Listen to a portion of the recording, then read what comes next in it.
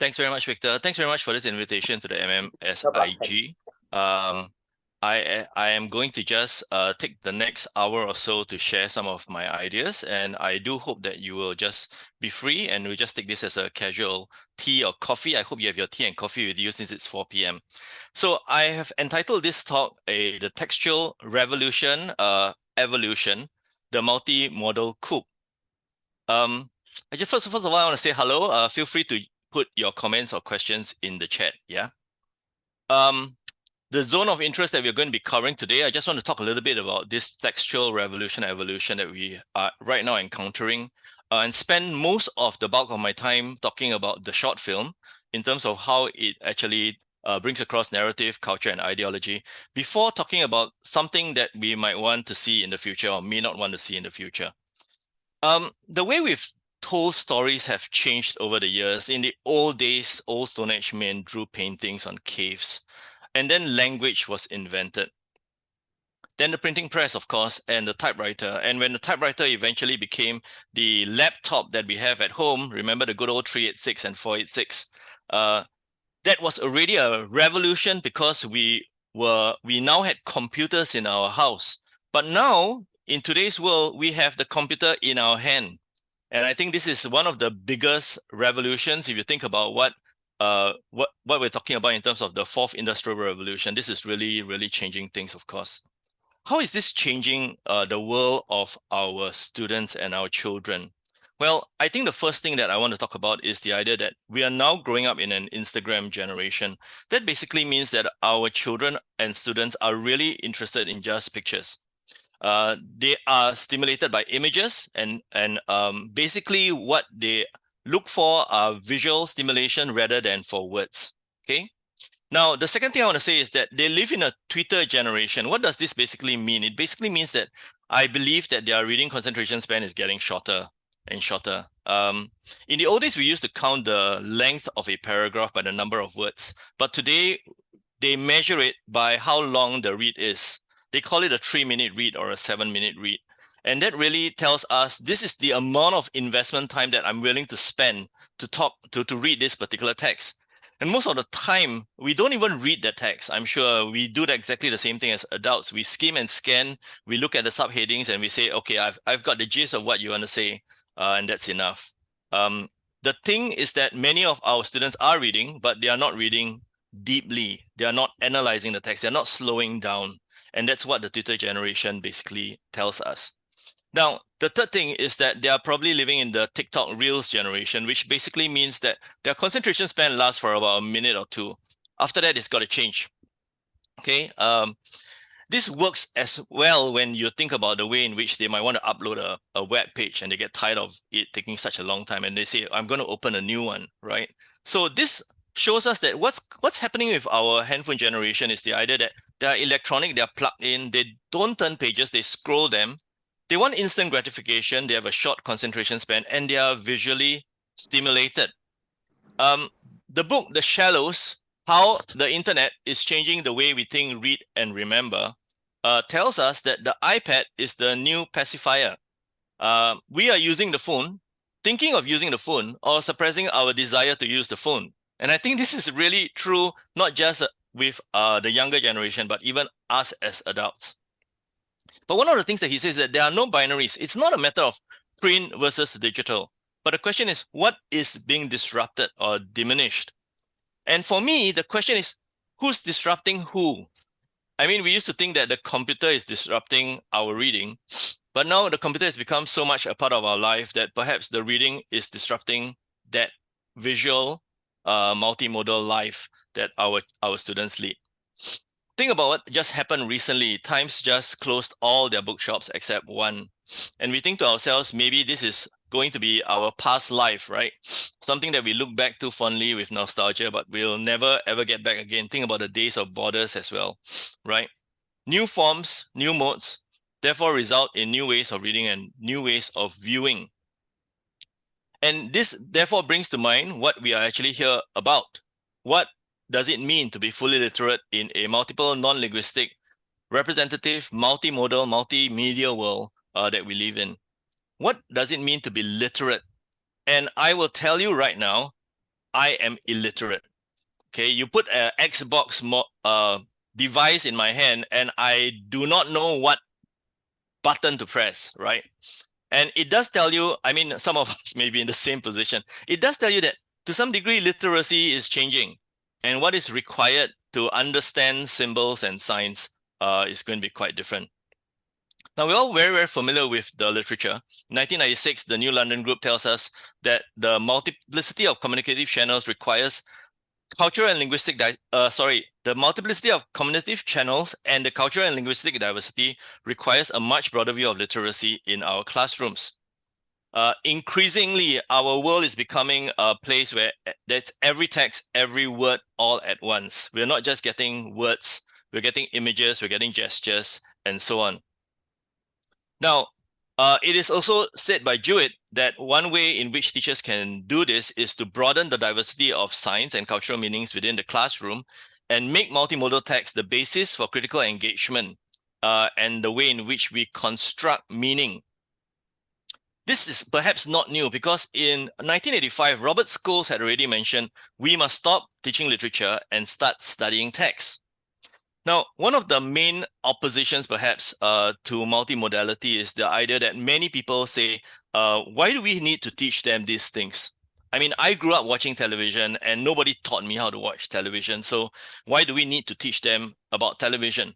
I think the world is different because it is not just a matter of our students having to negotiate this diverse and hybrid semiotic field of text, but it is the way in which they need to now learn how to deconstruct media codes to unpack ideological assumptions and textual multiplicity in media text.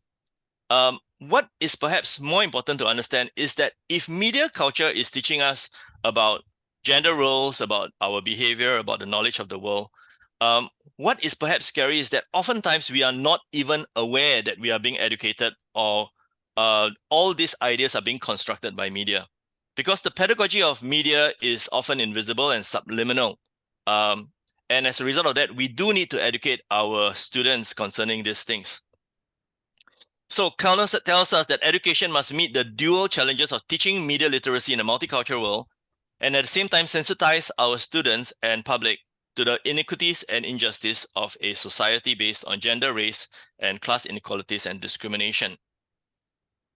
So in sum, what am I trying to get at? The idea of 21st century literacies foregrounds textual analysis, interpretation, and representation, particularly in terms of visual, critical, and media literacy.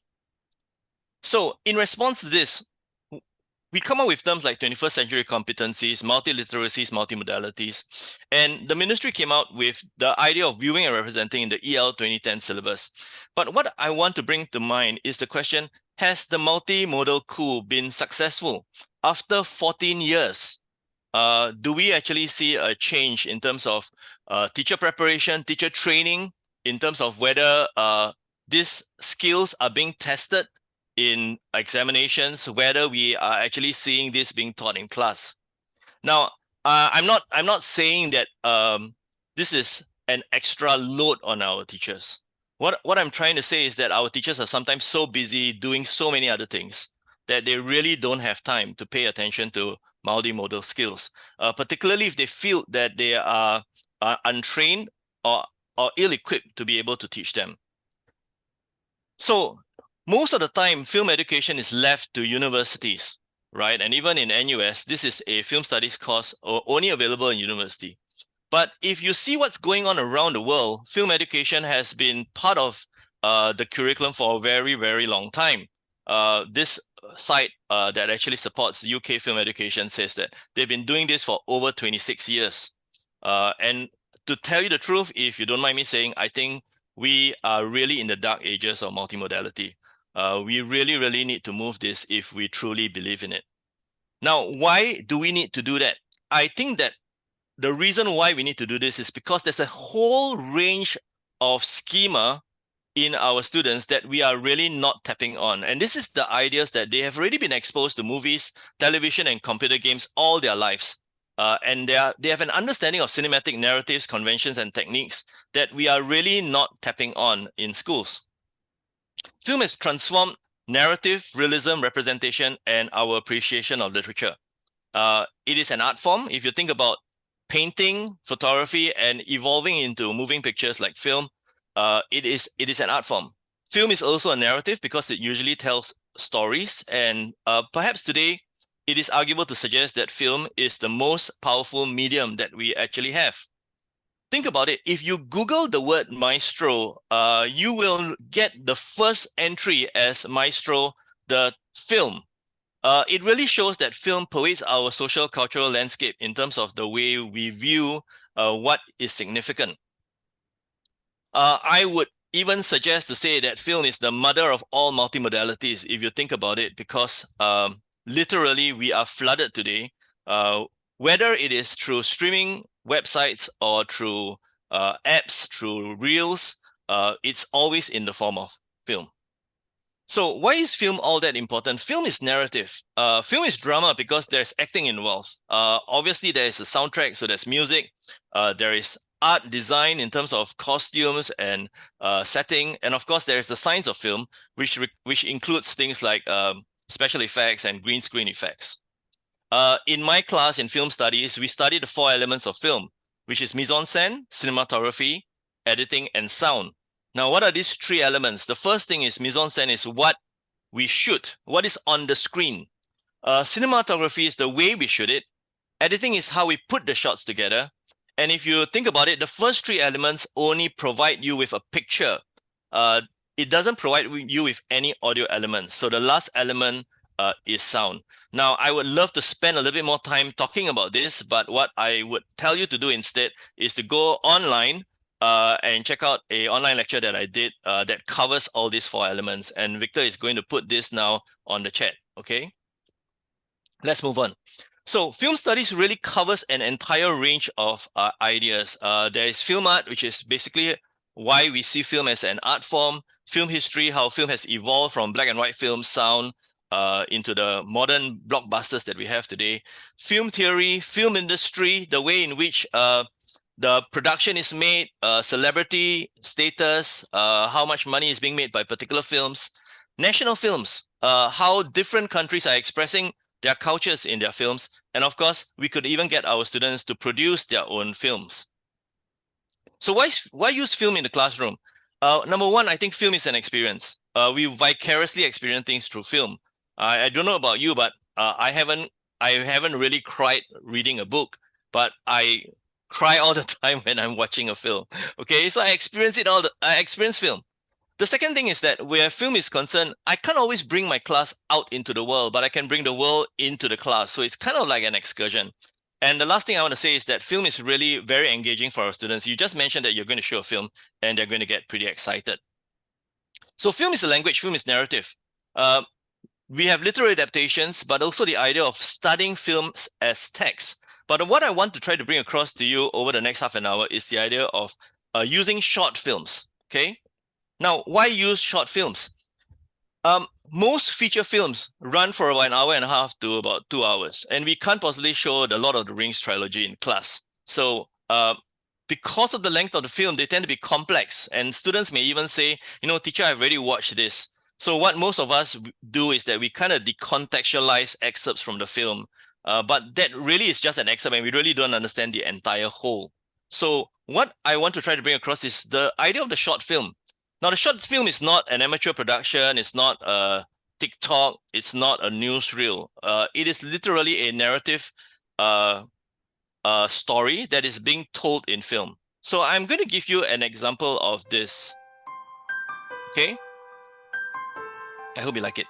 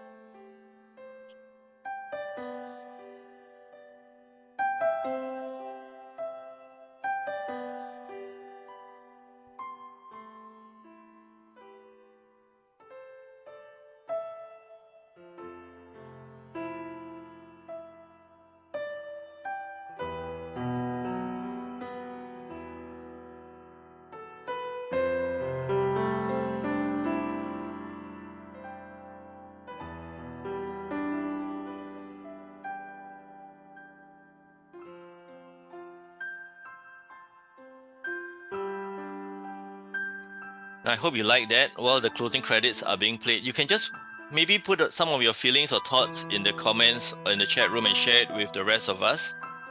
I may not have time to look at it, but I'll look at it at the end of the session.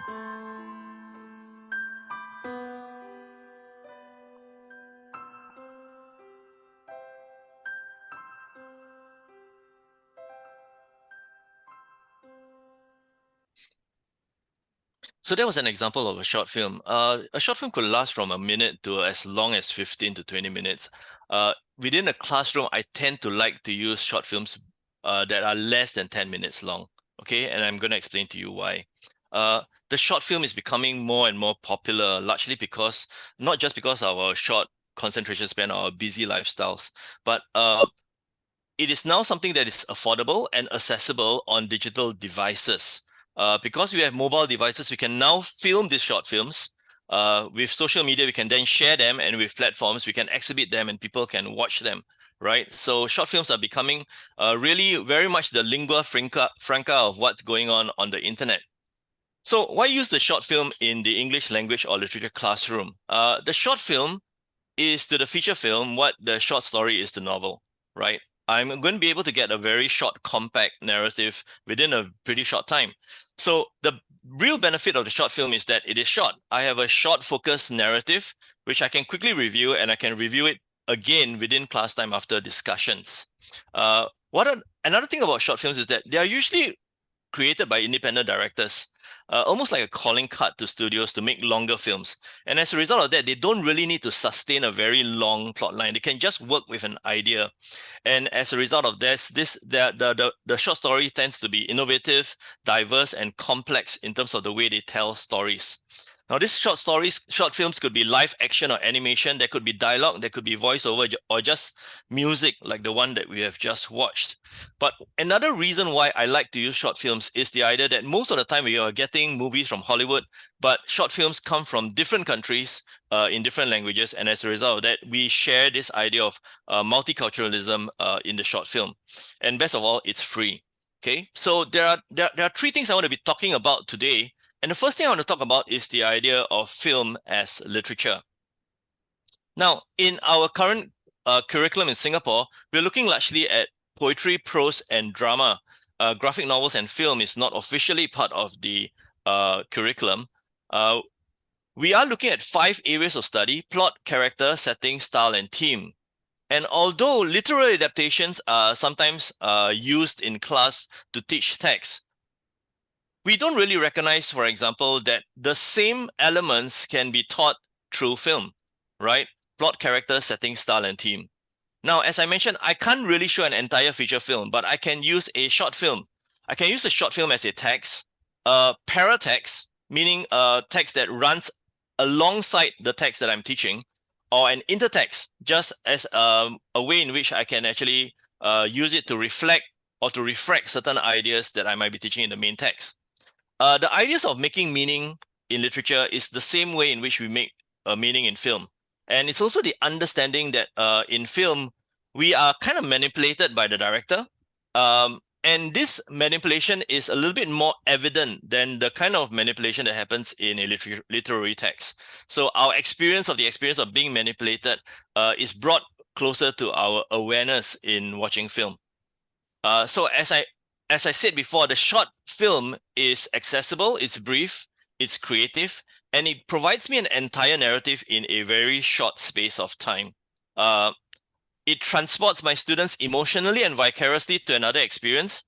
But one other thing that it does is that it levels the playing field in terms of linguistic competency and so on. Okay.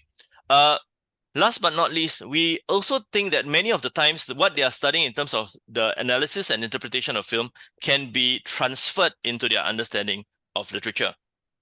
So, number one, the economy of film. The diversity of film providing different styles and different themes from different countries, but also the idea that films can be more experimental and more controversial in terms of the way they express themselves or they explore certain topics. And last but not least, films can often have an ambiguous ending, which allows our students to open themselves to different forms of interpretation.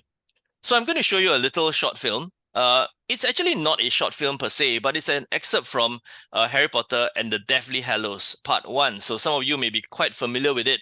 So let's do a little bit of work. I want you to ask yourself, how was the story told using semiotic modes? Okay. And again, because of time, I might not be able to run through it, but I want you to be consciously thinking about it as we watch this. Along a lonely winding road at twilight. In time, the brothers reached a river too treacherous to pass. But being learned in the magical arts, the three brothers simply waved their wands and made a bridge. Before they could cross, however, they found their path blocked by a hooded figure. It was Death, and he felt cheated. Cheated because travelers would normally drown in the river, but Death was cunning. He pretended to congratulate the three brothers on their magic, and said that each had earned a prize for having been clever enough to evade him. The oldest asked for a wand more powerful than any in existence, so Death fashioned him one from an elder tree that stood nearby. The second brother decided he wanted to humiliate Death even further, and asked for the power to recall loved ones from the grave. So Death plucked a stone from the river and offered it to him. Finally, Death turned to the third brother.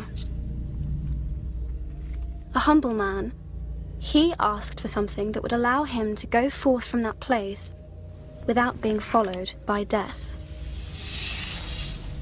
And so it was that Death reluctantly handed over his own cloak of invisibility. The first brother traveled to a distant village, where with the elder wand in hand, he killed a wizard with whom he had once quarreled. Drunk with the power that the elder wand had given him, he bragged of his invincibility. But that night, another wizard stole the wand and slit the brother's throat for good measure.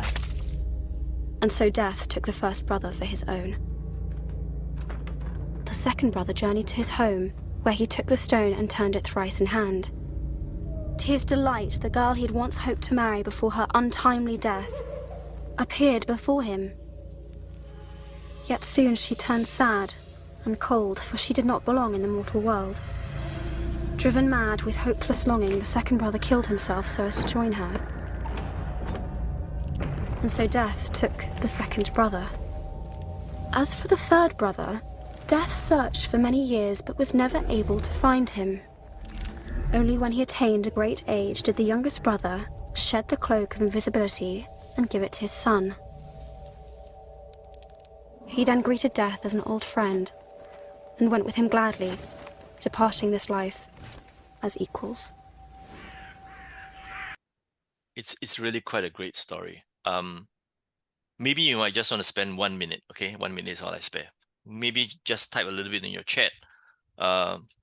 Some impressions that you might have, some things that you might even want to teach in literature, for instance.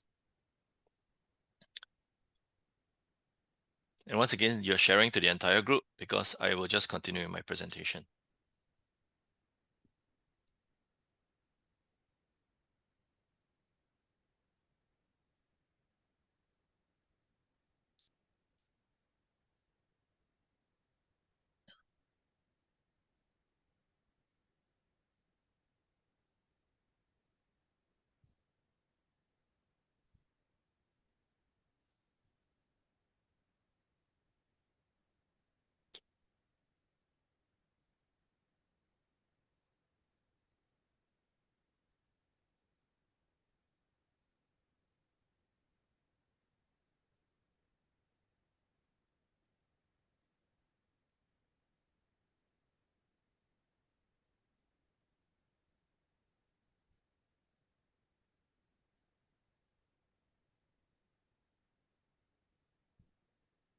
Great, thank you very much for your responses. So this is going to be my model answer, teacher marking guide. First of all, there's a narrative structure of a fairy tale. We've got the narrative voiceover of somebody reading from a storybook. It's Hermione, actually. And this narrative structure of a fairy tale is something that we're very, very familiar with. It's the story of the three little pigs, right? There are three of them. The first two are going to fail, and the third one is going to succeed. And we kind of already know this. So that's very useful for getting them to predict what is going to happen in terms of how they're going to fail and and how the third one is going to succeed. And of course, in a fairy tale, there are magic, there's trials, and there are tests, and the story of the three brothers, as mentioned earlier. Okay, it's also interesting that the first time we see the three brothers, they're seen as a reflection, and we really don't see their faces. They're all in silhouette, suggesting perhaps this identityless, nameless, soulless kind of feel that that in terms of the way the characters are being depicted. More importantly, I'm really interested in the way death is being depicted. And I would love to use this not just to talk about fairy tales, but to talk about the way death is personified, and what is the character of death in terms of the way death tricked them or tried to trick them. Okay. Great use of style in terms of the shadows and the use of imagery of the extinguished character and the splatter of blood that we had earlier. The use of light and darkness to give a sense that we are going into some realm of taboo or the forbidden. The image of the puppeteer, I really like that one, and the whole idea of reality kind of disintegrating like props on a stage, right? For example, right, suggesting that there is a real world, that the real world is false. It's just a construct, and there is a more significant world out there. Okay, and last but not least, the idea of death as a departure and the imagery of crows. And I'm just, of course, just hitting the surface of this because of time. Let's move on to film as culture. Okay.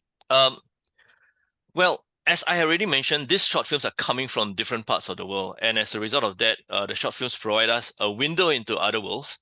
The culture, the feeling, the historical knowledge, the context that these worlds and cultures afford us. It's interesting also to think about the idea that as teachers, we are not really teaching our subjects. We are teaching culture. We are passing along not only what we know, but how we came to know it, as well as the basis for accepting it as useful knowledge and the values that these represent.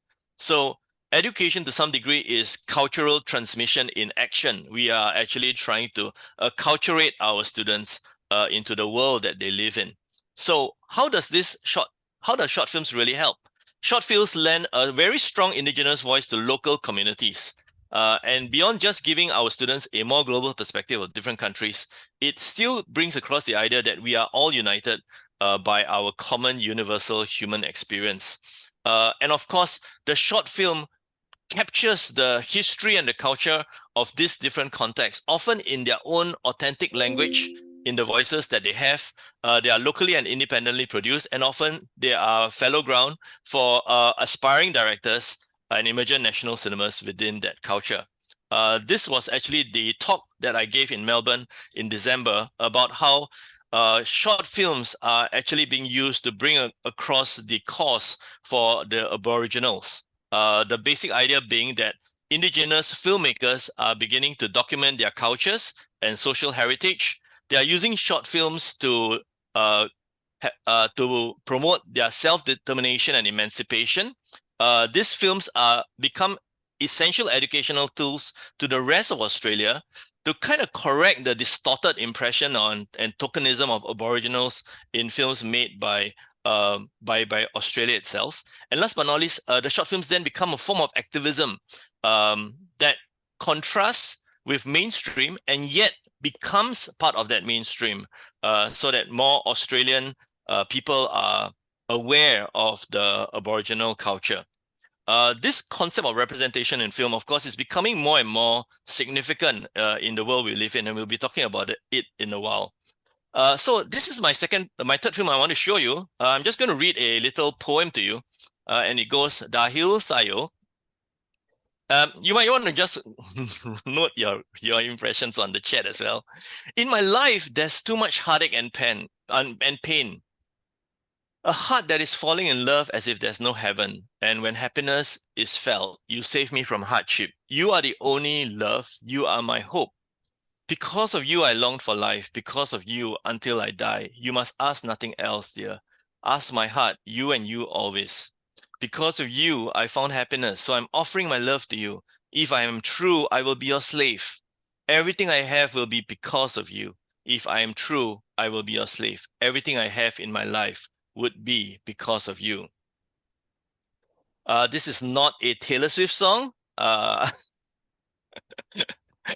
She probably would be able to sing this and probably sell it as well. But anyway, I'm just going to show you a short film that is based on this. Okay, enjoy.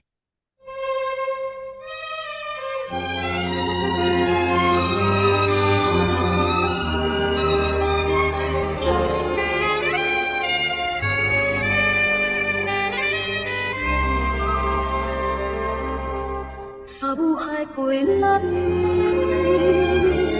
ang hirap at pasakit ng pusong umiibig nandi wala ng langit at nang lumigaya hinang mo sa dusa tanging ikaw sinta ang aking pag-asa dahil sa'yo nais kong mabuhay dahil sa'yo hanggang mamatay dapat mong tantuin wala nang ibang bilin puso ko'y tanging ikaw at ikaw rin dahil sa'yo ako'y lumigaya pagmamahal ay alayan ka kung tunay man ako ay aripinin mo ang lahat ng ito'y dahil sa'yo kung tunay bang ako ay alipinin mo ang lahat sa buhay ko dahil sa'yo.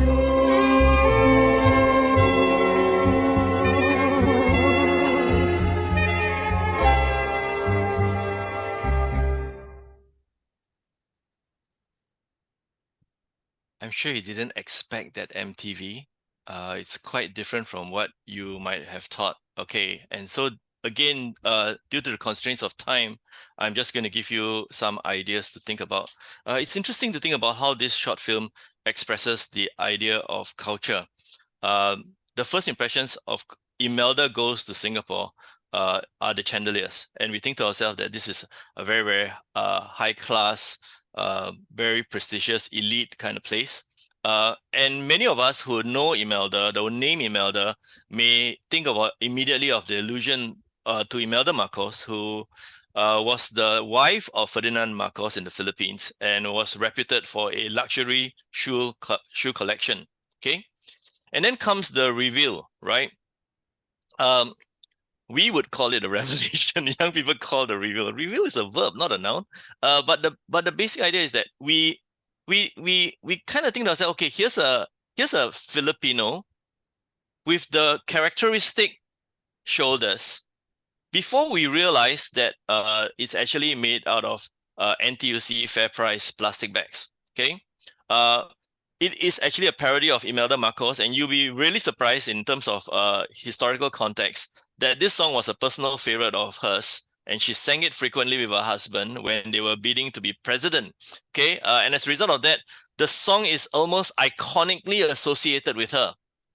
So you can see how important the song is in terms of the short film. But what I feel is really important is the way in which Filipino culture is now almost transplanted into the HDB HDB chores, right? That we do in a typically HDB situation. I mean, just seeing her at the balcony of a HDB flat is kind of out of whack already, right? Okay, so the historical social context of Marcos, the idea of their Filipino national dress and their national dance. But this is really not about the Philippines, right? It's really about Singapore, and that's why it starts with that huge, gigantic flag at the start. The irony of using a love song reinterpreted to illustrate the employer-domestic worker relationship. And of course, I'm not sure about you, but we kind of feel a little bit of humor, but it's more mirth because it gives us this sense of discomfort even as we're watching it. It was released in 2006, and what was really interesting was that in 2006 there was a new standard contract that was actually introduced for that didn't allow domestic workers to have basic protection like weekly day off or caps on excessive recruitment fees. And this could be probably seen as some sort of expression of that. I'm moving on, 20 minutes. Film as ideology.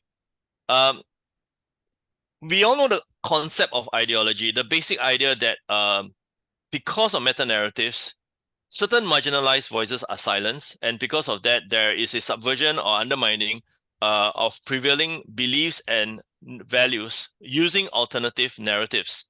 So film as ideology addresses four things: the idea of power, the power of inclusion and domination and exploitation. We sensitize students to the inequities and injustice of our society, the politics of representation, and of course, to allow our students to feel empathy for the other. But the short film also plays another role in our society because it becomes a powerful weapon to provide social commentary and artistic expression. So because it is short, it can transcend official facts and statistics of cultural constructs and become kind of a guerrilla filmmaking because it can confound and circumnavigate state censors. So I want to talk a little bit about the typical construct of Singapore that says that Singapore is successful in its education system. We have the best education system, but yet at the same time, we're putting significant stress on young children. And the tragic results of some of this. And this is a short film that kind of addresses that. Okay, so I hope that you will like it.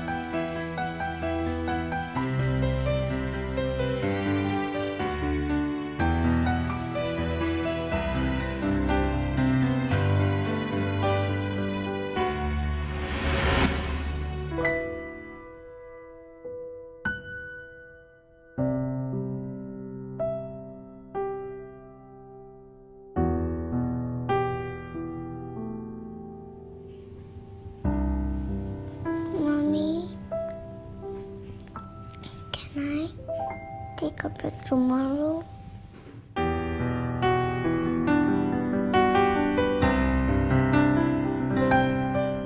Because many of us are educators, I do want you all to pen your thoughts in the chat room.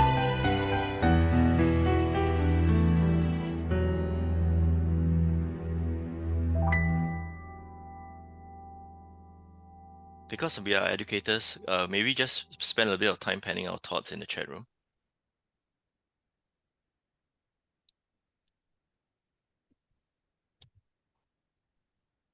In case you didn't hear what the boy said at the end, he said, "Mommy, can we take a break tomorrow?"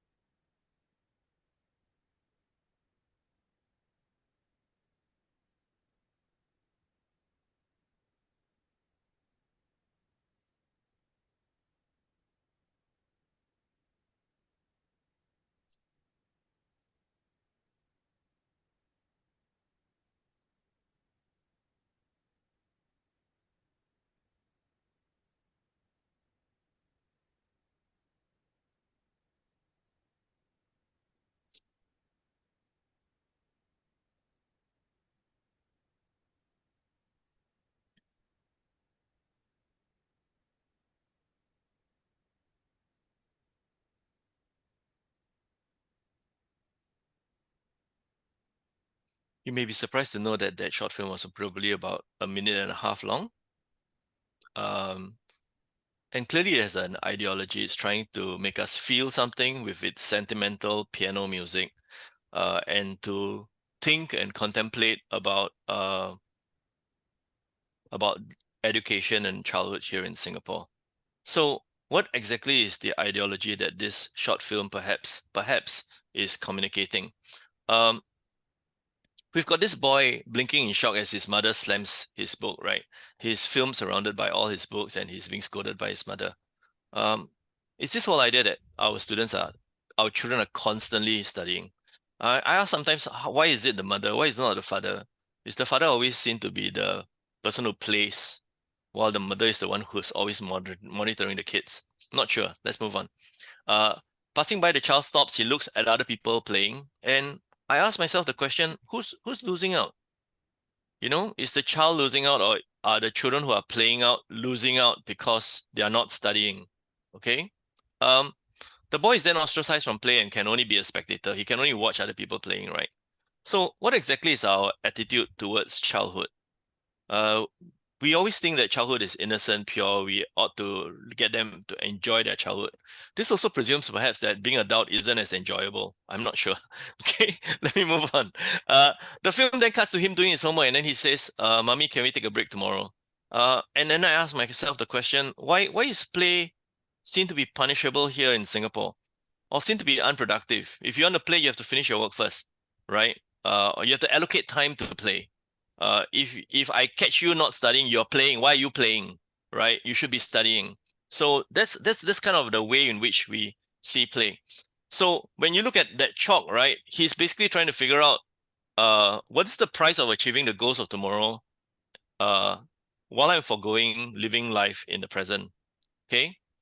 It's interesting that in this entire film there is no representation of adults or school, but yet at the same time we see the effects of the education system on the child. And this is what the director says: "I feel children of every country have a different childhood, and in the Singaporean context, children are always portrayed as studying." Think about each of these films, including the one that we watched at the start. And it is really about literature, culture, and ideology. And we could use these short films for many reasons in literature, because they're short, they're attention grabbing, they're engaging, they can be watched again within the classroom. But what is more important is that we are moving multimodality in a very, very practical, relevant way that our teachers can practically use within the classroom. The kind of question types that are used within the classroom are exactly the same type of questions that you will have as you're watching the film. So once you're aware of that, you can actually bring that into the classroom. Now, the main issue of short films is that there really isn't a depository of short films that we can actually work at. There are a lot of short films out there, Short Film Central, the Short of the Week, and so on. But really trying to curate short films that I can use within the classroom, that's something that we need somebody to work with. Okay. Now there are two things that you can do. One, I want you to check out Vidsee. Okay, just write it down now, Viddsee, because Vidsee is a short film platform in which it is arranged by country, genre, and themes. And this is really going to help us in terms of finding the short film that we want. And most of the films are Asian, not all the films, but most of the film are Asians. And the other thing that you can do, if you're still on Facebook, okay, you prehistoric dinosaurs, join my Facebook group. It's called Denison Film School. And I don't teach any film. What we do is that if we find a short film that we really like, I'll just post it. Okay, so if you want to join this short film, can you just leave a note that you were at this presentation so that I know you're not some creep from another country? Okay, yeah, okay. That includes you, Tamash. Okay, let me move on. Let me finish the last thing. The future text. What is the future text going to be like? Wouldn't that be interesting to find out? What is the future text? How will the future text change the roles of creator and recipient, and how can we even teach it? 4 things that I think a future text is going to have. The first thing is that a future text is going to be textually rich and complex. It will incorporate multiliteracies and multimodalities. It will require the reader to employ different strategies in interpreting different levels of text: metatext, subtext, hypertext, and paratext, using different types of text: words, images, sounds, and graphics. And you can see how film naturally fits that description. So within our classroom, we really need to think about the way in which we select, configure, and cause different modes to interact with one another. And one of these ways is actually the use of graphic novels, for instance. Okay. There is a book in Singapore called Gone Case, and it's interesting that we have a prose version, a graphic version, and a film version. And I'm going to show you a few ideas of this. Okay, so this is a funeral scene in which the grandmother dies. Then as the lights dim and I lean back and watch, as the crowd bring the song to the finale, as they begin to clap loudly in kindness, my grandmother waves her arms, then steps back into the darkness and is swallowed up and gone. And that's the prose. This is the graphic novel. You can see her literally going into the darkness, and this is the film version. Okay. Let me just show you another two more excerpts. The second excerpt is one in which he is kind of infatuated with his friend's sister. Okay. And his friend's sister comes out of the bath, wrapped in the towel. Okay. And so this is the graphic novel. And again, a much more romanticized lighting for the film. Okay. And the last one we have is a scene in which the mother is scolding the child. I don't have time to show you how the graphic novel works, but it's really, really very nicely done, given the silence in the last three panels in particular. Okay, very nicely done. Secondly, I believe that the future text is going to be multicultural in terms of context. A future text will acknowledge and represent the diversity afforded to us by the multiculturalism of a globalized world, originate from popular culture and be distributed digitally on online platforms and social media. Okay. Our students are into anime and into K-pop. So this sense of multiculturalism and the idea that I don't understand the language, why would I want to listen to their music, no longer applies. The question of cultural appropriation is interesting because if we think about Tarantino's appropriation of Japanese culture in Kill Bill, yet at the same time, Kurosawa's appropriation of Macbeth in Throne of Blood is not seen to be a cultural appropriation. So there still seems to be some sort of hierarchy of cultural appropriation whenever we think about whitewashing, for instance. But what is important is to understand that culture is now becoming a resource that is reinterpreted, reappropriated, and remixed with other cultural expressions. The graphic novel Macbeth is now available in manga form, right? And this is going to be a lot, something that our students might be very interested to read. So the introduction of multicultural literature is something that we really need to bring into our classrooms. Okay, and this is the beginning of an understanding of different cultures and how this future text is going to show itself. Thirdly, the future text is going to be one in which science and representation become very important, and the text will depend on visuality, particularly images and film, to convey its messages. This is a scene from Star Wars, and this is a scene from Toy Story. And it's the scene in which Zurg tells Buzz Lightyear, "I am your father." And you know that all the adults are laughing, right? Because the kids have never watched Star Wars. The thing is that the visual is created by the shots and the dialogue that we can relate to. And as a result of that, they become codes of culture, science, and text. Okay, so I want you to imagine this first shot that I had shown you earlier of Robert Scholes. And instead of accompanying these words with this picture, I had accompanied with this picture of Robert Scholes himself, or this picture, or this.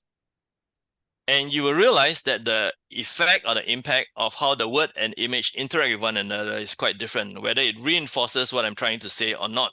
This is what we do all the time as teachers, by the way, right? So the question of how students need to recognize these ideologies and contexts within the text that they are encountering daily. One of this is surprisingly the power of the meme. Okay, think about what is required in order for me to understand these two memes. I need to understand Malaysian politics, and I need to have watched either Infinity War or Squid Game. Now, if you're just wondering about this, I'm just going to spend a little bit of time last 5 minutes testing you on this. Anybody get this? Okay. Yes, you're telling your age if you can get this one. Okay. In order for me to understand this, I actually need to understand Buck, what Buck looks like. And I need to understand Terminator 2. And I need to understand what it means when Arnold Schwarzenegger says, I'll be Buck. Get it? Nudge, nudge, wing, wing. Let me try this again for those of you who are like, I don't get it, duh.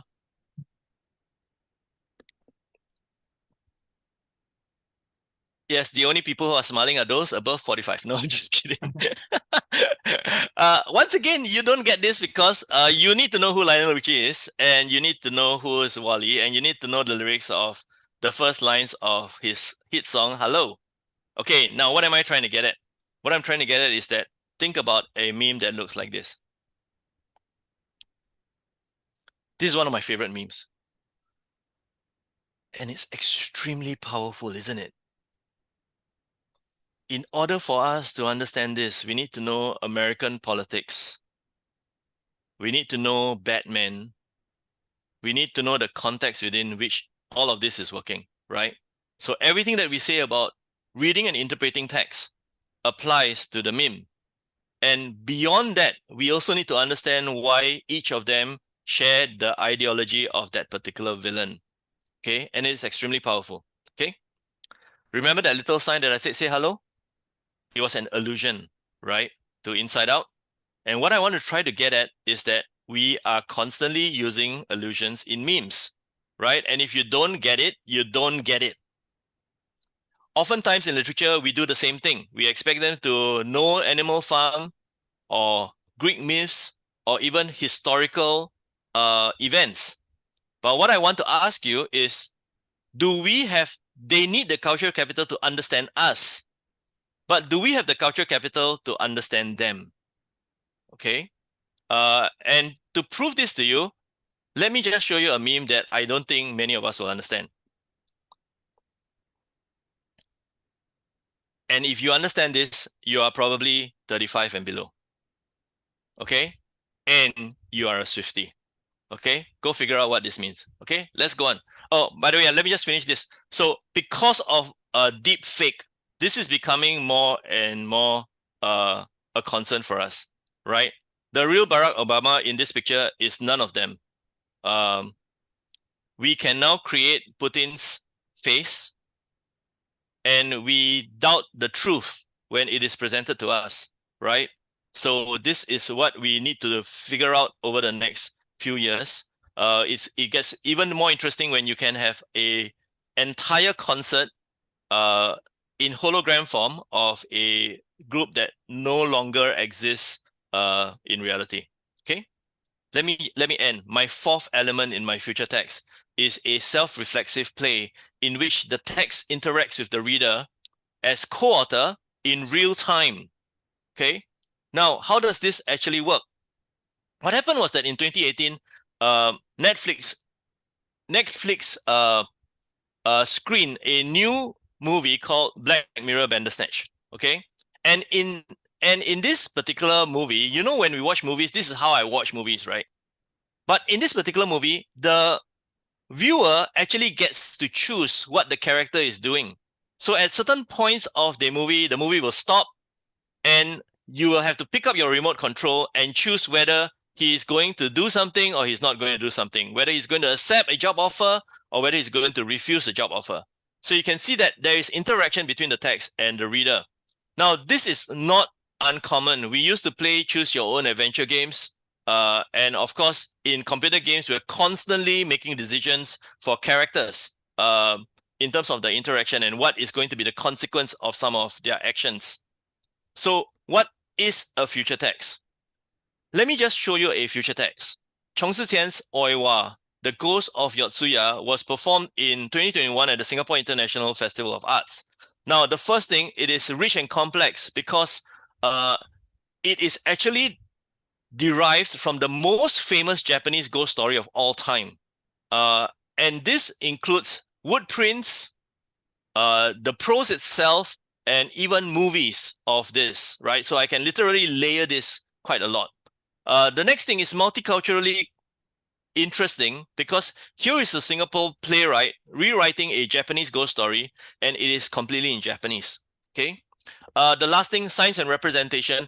It is written in 1825 as a kabuki play, but what Chong Zitian does is that he uses puppets in the bunraku Japanese style, using no mask as a way of representing this particular play.